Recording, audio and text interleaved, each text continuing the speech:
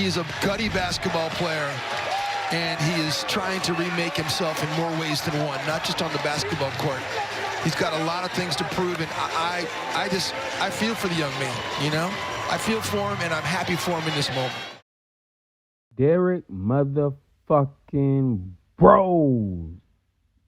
Man, I'm telling y'all, man, if y'all wasn't watching the NBA from 2009, from 2011, when Derrick Rose, look at that spin move, when he came into the league, man, I don't know what to tell you, man. Derrick Rose is really like the next forthcoming of like the greatest thing since Michael Jordan in Chicago. Like, he really was like a point guard with no weakness. Look at this, bounce, like he had no weakness in his game, man. Like, he had the, you know what I'm saying, he had the outside shot, he had the defense. Like, look at this, underrated on the defensive end. Like, that's amazing. Like, playoff game. I don't know why Scott Brini in there, but hey, it's still a great defensive play from your point guard, man. Like, this guy, like, the youngest MVP in NBA history, you know? But it's like, how does the youngest MVP in NBA history basically in the year 2023 turn into, well, if you've seen that, then I shouldn't have to say too much more. But that still doesn't, you know, defeat the fact that he still in his prime had like a Hall of Fame type peak, or like the level that he was playing at in his trajectory was like on that level. But the injuries that piled up later in his career kind of like derailed that. But I just feel like I wanted to share the great side of Derrick Rose, and you know what I'm saying, just kind of just like give everybody that didn't really watch him live during this time, like, look at his past, like oh my God, like he like just no weakness in his game, like solid point guard, like had size, like speed was probably like his major attribute, one of his major attributes, like, oh my God, like your starting point guard shouldn't be able to do that. Like, you really can't show me too many starting point guards in the NBA, like, even today, that, like, makes plays like that, like, on a consistent basis. Like, and really, Derrick Rose was doing this, like, all the time since the day he got into the league. And, you know, the 2011 MVP season was, like, the icing on the cake that, like, you know, icing on the cake that really just put him overboard. And I just want to show, and just look at this. This was, like, this was 2009 playoffs, like. That was a game-winning block, 3 overtimes, like. Derrick Rose is cold, but this guy right here, yeah, this also is Derrick Rose, and this is kind of like the bad part of the story and the legacy and the legend of Derrick Rose, like, you know, with those injuries coming in, like, he came from what we just saw to that, like, you know, but he started out, you know, as a high school phenom out of Chicago, you know, Illinois. He went to Simeon Academy High School, historic high school for basketball in the state of Illinois, if you know.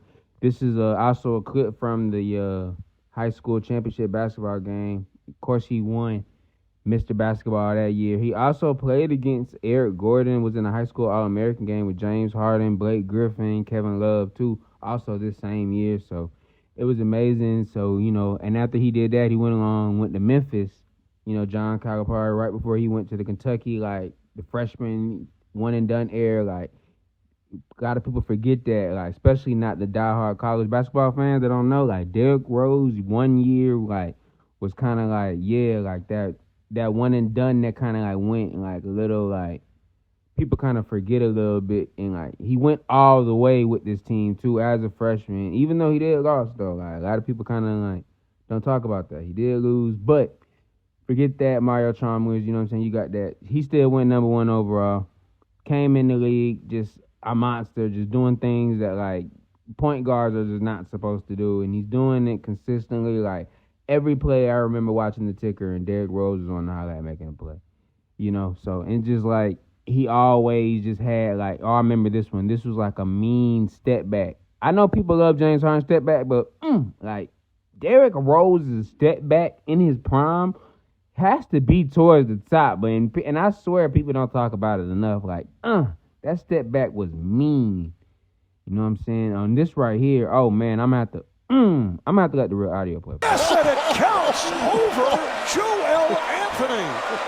This was as spectacular a move as you will ever see. That guy's 6'2". Joel Anthony 6'11". That's on. You see what I'm saying? But then this play. Man.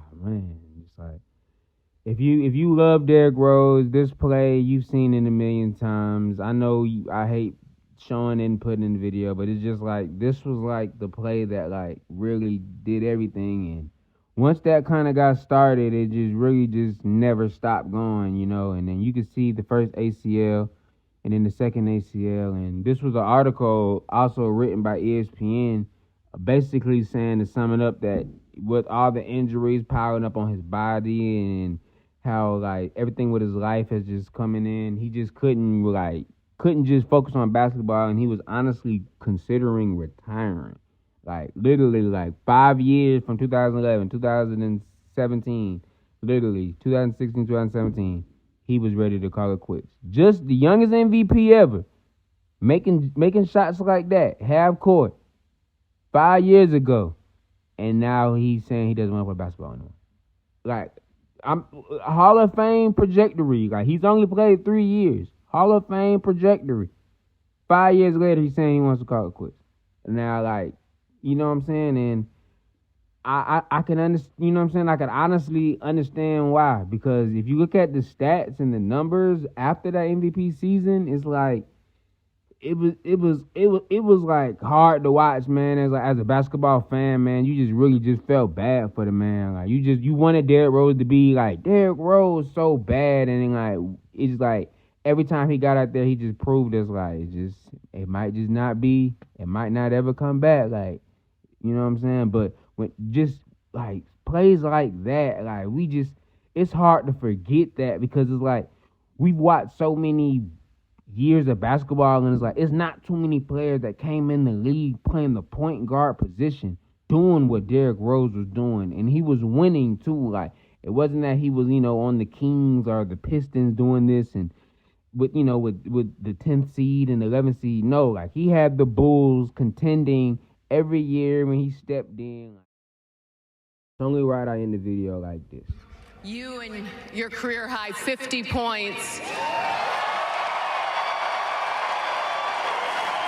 What does it mean to you, Derrick? Everything, man. I worked my ass off, bro.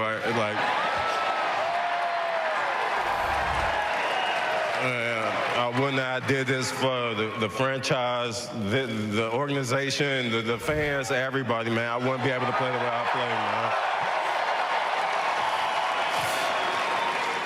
I had to end it on that note, man.